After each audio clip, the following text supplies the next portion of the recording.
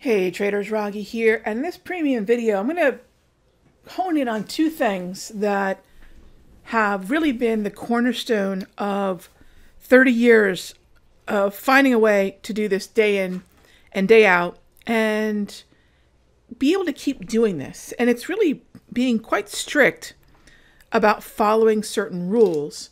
And for me, two of them are this. One, only trading the appropriate strategy in the appropriate market trend, not overriding that. And two, working with what I call directional bias, or having a bias that I am going to follow. And really, is that going to sometimes leave me on the sidelines? And I don't want to just make this some sort of, victory lap for some trades we put on this afternoon in the closing session. We do a live closing session every day where I lead the traders through some trades from 3 to 4 and sometimes 4:15 p.m. Eastern. I want to contrast this with something that happened last week, and that was I was absolutely on the sidelines for, I had two decent trades on Friday, and they were good. They were winners. We took trades long in the, short. We took trades short in Friday morning, pre-market, and then we took another short during the lunchtime doldrums, which is something I usually don't do, but we were doing a live trading class. The trade set up, and I treated it accordingly, both going with smaller size and just making sure everybody knew this was not an ideal time to trade. But nonetheless, followed my rules about the setup itself and the market trend that must be clear. Now, when the rip higher happened on Friday, this is part two. I have to have directional bias, and therefore the two shorts that we had triggered off earlier in the day on Friday were great, and they were profitable, and I ended a good day on Friday, but I couldn't take advantage of the last move.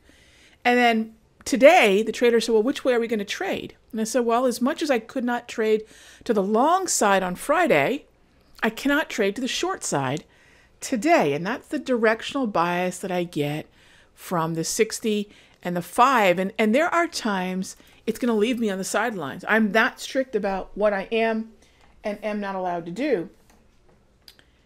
But at the end of the day, what I also want to remember is that's also a filter. So today, going into the close, we got long the Dow, the NASDAQ, and the S&P. And that was a nice trade between 320 and 340. And we had very good follow through. In fact, we're still looking at a potential long into the Asian session in the Dow.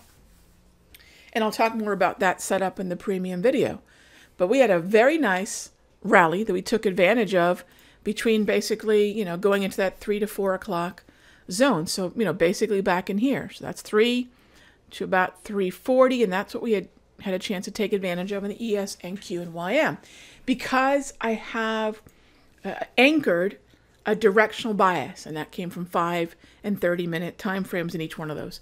So again, what's kept me in the game, and I think what's going to keep me in the game long term, is one, only putting on the appropriate strategy that works for that underlying time frame. And by the way, that is Charles Dow 101 in market trends. And number two, having directional bias, having a direction that I think the flow of the river for that day, for that session, maybe for that month, whatever the time frame is most applicable to, but having a flow that I'm willing to go in and not willing to go truly the other way.